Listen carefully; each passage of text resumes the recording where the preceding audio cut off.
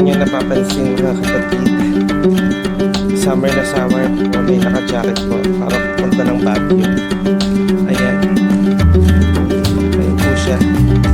Ayan, Philippines. Ang init sa Pilipinas pero naka-jacket. Yan ang Philippines. Okay.